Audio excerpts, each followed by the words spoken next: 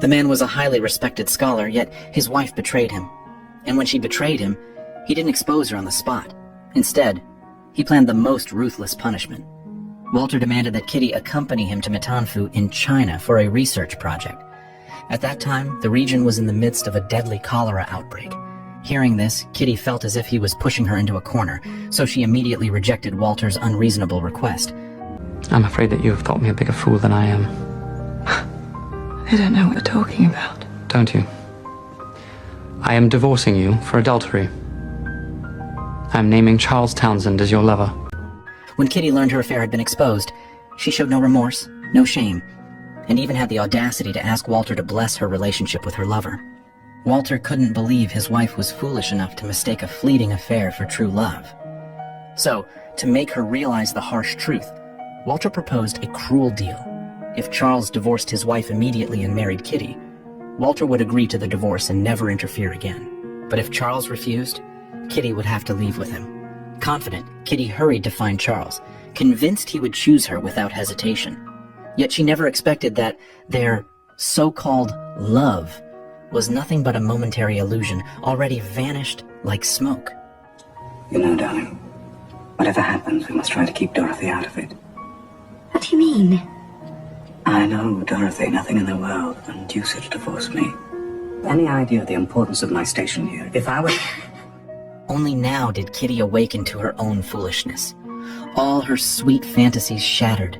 She had no choice but to face reality, and reluctantly agreed to her husband's demand. But even so, Walter's heart remained filled with anger and disappointment over her betrayal. The journey that should have taken just 2.5 days by water, Walter deliberately chose to travel by treacherous mountain roads instead. The stifling heat made Kitty restless, while the muddy paths turned every step into torture. Yet what truly terrified her wasn't the harsh road, but the countless bodies of cholera victims they passed along the way. Peering through the window slats, an unspeakable fear silently devoured her heart. After 2.5 weeks of grueling travel, they finally arrived. Eagerly rushing inside, Kitty was stunned by the scene before her. The house was in utter chaos, the furniture broken and unusable. Dust filled the air, debris covered every corner, suffocating her. Even in the bedroom, a terrifying doll left by the previous occupants seemed to mock her. I wouldn't touch that if I was you. They may have died in that bed. As night fell, Walter reminded Kitty that if she was truly afraid, he could give her a vaccine. But perhaps despite him, Kitty stubbornly insisted she needed no such care, coldly asking what would happen if she caught cholera. No, all of the fluid goes out of you in the first 36 hours. You die of dehydration, actually. So it's messy and very painful. That night was destined to be sleepless. The wails of lost souls seemed to echo endlessly in her ears. Though she feigned indifference, the terror of cholera had already taken root deep within her. The next morning, Kitty stepped outside and saw Walter in a heated discussion with a local military officer. To ensure Kitty's safety and the security of their base, Walter arranged for a soldier to guard the premises, but Kitty could see through this thinly veiled surveillance. Soon after, Walter departed with the officer to investigate the cholera outbreak. On their way, Walter's attention was drawn to villagers drawing water from a well. His experience in bacteriology told him this water source might hold critical clues. Do you understand? 明白吗? Yes, I understand, Dr. Fang. I received my military training in Moscow. If you don't like English, we can speak Russian. English will be fine. Thank you. They proceeded to the heart of the cholera clinic, where the air was thick with pain and despair. Countless villagers writhed in agony, tormented by the disease. Even though Walter had mentally prepared himself, witnessing such suffering firsthand stirred emotions he couldn't suppress. Meanwhile, Kitty sat alone in the empty, decaying house. The unbearable environment and constant threat of infection suffocated her. Her mind drifted once again to her lover, Charles, imagining he might rescue her from this hopeless place. But reality was far more cruel. Grasping at a fragile thread of hope, she sought out the local adjutant, Waddington.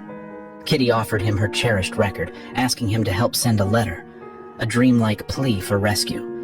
When Waddington took the letter from Kitty, his eyes were immediately drawn to Charles's name.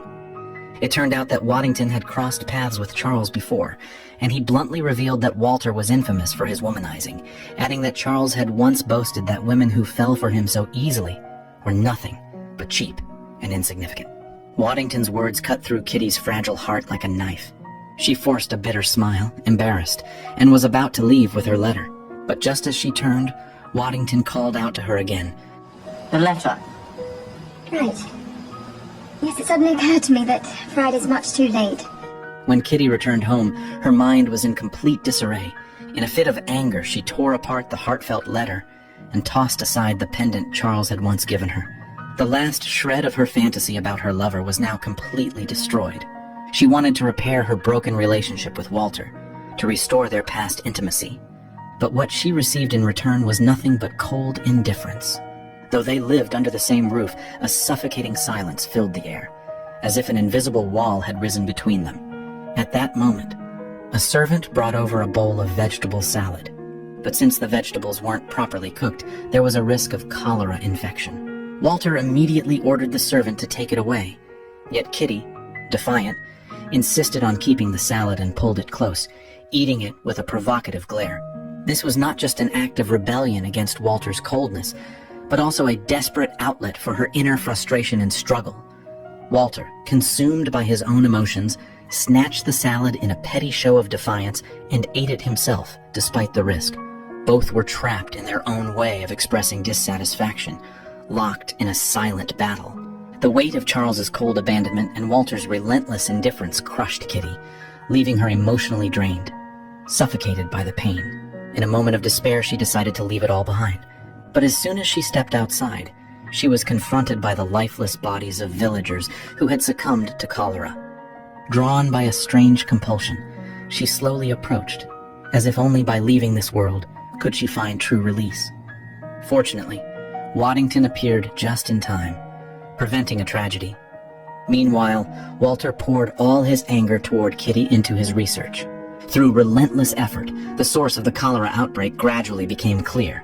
As Walter had suspected, the village well had been contaminated. To prevent the epidemic from worsening, he had no choice but to seal off the village's only water source. However, this decision forced villagers to fetch water from a source 4 kilometers away. Though it was a necessary measure to control the outbreak, the villagers couldn't understand Walter's actions and even cursed him to his face. But even after controlling the immediate water problem, the cholera crisis refused to subside. Walter grew more and more frustrated, and his assistant suggested they have a drink to release some of the pressure. As night fell, thick and heavy as ink, Walter returned home, swaying from intoxication. And for the first time in days, he showed Kitty a rare glimpse of genuine concern. But just as Kitty spoke, Walter collapsed heavily to the ground. Perhaps only under the influence of alcohol could he finally reveal the emotions he had buried deep within. The next morning, Kitty followed her husband's request and went to the convent. Yet as she stepped into the village, she was met with a scene of utter devastation. The aftermath of the cholera outbreak laid bare. There was no bustling cityscape here, only the withered exhaustion of a countryside overwhelmed by disease and streets filled with groups of orphans. The convent had become their only refuge. As Kitty entered, she immediately felt the unique tranquility and serenity of the place. The Mother Superior told Kitty that this peace was all thanks to her husband. Since Dr. Walter arrived, he had dedicated himself to treating the sick, working tirelessly with the local medical team, sacrificing his own rest for their sake. Kitty followed the Mother Superior as she toured the convent, seeing children learning the art of weaving, their innocent songs filling the air of the music room. In that moment, the convent seemed to shed the shadow of cholera. Kitty was deeply moved, realizing that what her husband had done was not only great, but a true act of selfless devotion. As Kitty thought back to her past foolishness and the recent clashes with her husband, a deep, indescribable ache surged in her heart, as if her remorse and self-blame were about to drown her. That evening, she prepared dinner early, quietly waiting for Walter to return. But Walter never came over for dinner. Worried, Kitty brought the dinner to his study, only to find him collapsed in exhaustion at his desk. Hearing her footsteps, Walter stirred from his sleep. Yet even as Kitty gently showed her care, Walter remained distant, lost in his own thoughts, offering no warmth in return. His cold indifference felt like an impenetrable barrier, as if this silent storm between them would never pass. But Kitty refused to give up. Though she knew her betrayal had inflicted a deep wound on her husband, she still voiced her inner struggle, anxiety, and despair. Do you absolutely despise me? No, I despise myself Why? for allowing myself to love you once. Walter had once loved her so deeply, precisely why her betrayal had become his greatest pain. Yet even so, he couldn't bear to truly let her go. Outside the door, Kitty's soft sobs echoed, each tear silently tearing through Walter's heart. That pain made him involuntarily recall the love and tenderness once hidden deep in the passage of time. Even the sky seemed to weep for them. As the night rain washed away her despair, Kitty realized she couldn't let herself fall into ruin. The next day, she returned to the convent. Though the Mother Superior hesitated to burden her with work, Kitty insisted on staying. She soon found herself in the nursery, changing diapers for the orphaned children. But faced with the barrier of language, her anxious heart struggled to find its place. Still, she was determined to overcome these obstacles, offering what little help she could. Stepping outside to fetch hot water for the children, she accidentally bumped into Walter. He was about to scold her for acting on her own, but as he watched her walk away, Walter suddenly understood. Kitty's choice wasn't a whim. She was trying to stand beside him, helping to battle this crisis. In quiet moments, Kitty would play foreign melodies for the children. The gentle music floated through the convent, adding a splash of color to their otherwise monotonous days. Walter, passing by, couldn't help but stop, listening to the melody Kitty played, each note gently stirring his heartstrings, drawing him into this rare moment of peace. Memories of their sweet beginnings resurfaced, lingering in his mind. As the days passed, something subtle began to shift between them. A quiet understanding, a forgotten sense of harmony began to reawaken. Even when they spoke of painful memories, there was no longer blame or distance, only a shared smile of forgiveness and release. Why didn't you break down that door when you knew I was in there with Charlie? Might have at least tried to thrash him. It wasn't worth it. Or maybe I'm just too proud to fight. I don't know about that. Through Walter's relentless investigation, he finally uncovered the true reason why cholera continued to spread. It was the villagers themselves who had buried their deceased loved ones too close to the water source, their corpses contaminating the supply. When Walter proposed relocating the bodies to stop the outbreak, the villagers fiercely opposed him. To them, this sacred ground near the water was untouchable. But Walter, alongside the local military officer, pressed on with the relocation, sealing off the downstream water supply.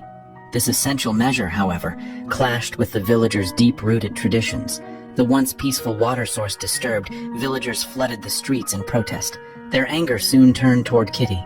As she hurried home, a furious mob surrounded her, shoving her violently to the ground. Before she could even register the pain in her knees, the advancing villagers filled her with unprecedented fear. No matter how desperately she tried to escape, the villagers, familiar with the terrain, still cornered her with no way out. Trapped, unable to communicate, Kitty felt herself sinking into a hopeless abyss. But just as the villagers closed in, Walter appeared, like a beam of light cutting through the darkness, shielding her from their rage. Soldiers followed swiftly, dispersing the crowd and pulling them out of danger. From that moment on, their bond grew even stronger, as the pain and shadows of the past were completely dissolved by mutual understanding and care. They floated on a bamboo raft, drifting through the scenic beauty of the lake and mountains, gently gliding across the calm water. In that moment, their hearts seemed to beat in perfect harmony. The lake reflected their deep, enduring affection, and that sense of peace and comfort quietly intertwined their hearts as one. It was then that Kitty saw Walter using a windmill system to solve the village's water crisis. By harnessing the elevation and the natural flow of uncontaminated upstream water, he redirected clean water into every household. Yet fate is always full of cruel irony. That day, as always, Kitty was leading the children in singing and dancing, their laughter echoing through every corner of the convent. Yet suddenly, an overwhelming dizziness struck her mind, rendering her unconscious. When she awoke, the Mother Superior delivered shocking news. Is it possible you are with child? She couldn't believe what she was hearing. Oh, yes. No. Yes. Just when she and Walter had begun to mend their fragile relationship, this unexpected news threw her into turmoil. She couldn't even be certain who the child's father was. When Walter arrived after hearing the news, Kitty's expression was lost in a daze. She feared this would be the final blow to their relationship. But Walter's love was deep and forgiving, embracing all of her past mistakes and sharp edges. Perhaps true love is when, in each other's most vulnerable moments, we can let go of past wounds without hesitation and embrace each other's flaws and mistakes with forgiveness. At this moment, love is no longer about blind acceptance, but about healing each other's scars and finding redemption together.